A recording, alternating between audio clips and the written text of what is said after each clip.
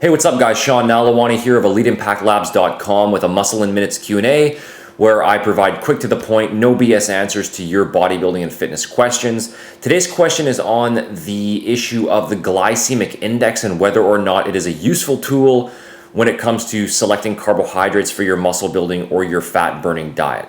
So for those of you who don't know what the glycemic index is, it's basically a chart which ranks carbohydrates from 0 to 100 based on how quickly they raise blood glucose levels after they are consumed. And a lot of people will go with the idea that they need to consume quote unquote low glycemic carbohydrates because these carbohydrates are going to be broken down at a more gradual pace, provide you with more steady energy, and are less likely to be stored as body fat.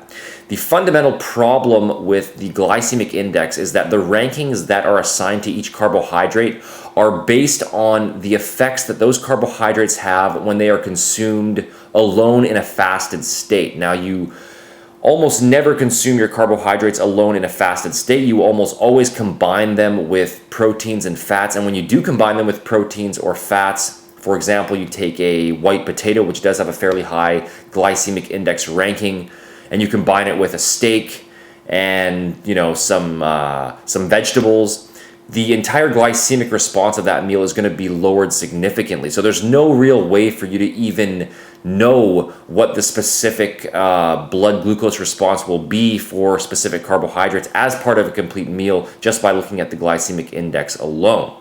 Choosing carbohydrates for your bodybuilding diet is actually extremely straightforward.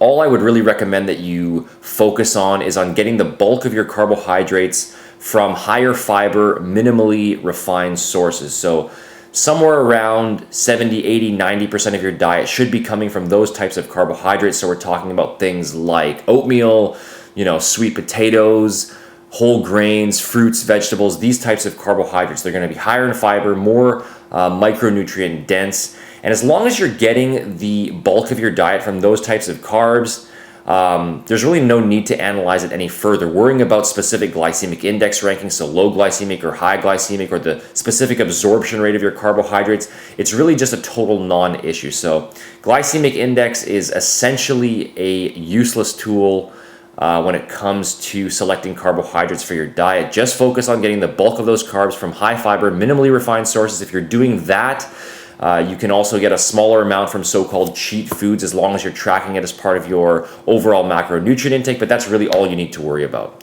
So I hope you found the information in this video lesson useful today. If you did enjoy the video, as always, please make sure to hit the like button, leave a comment, and subscribe to stay up to date on future videos. Also, make sure to grab your free 28-day mass building plan using the link in the description box below. That includes a free workout plan, meal plan, and supplement guide, which you can get over on EliteImpactLabs.com.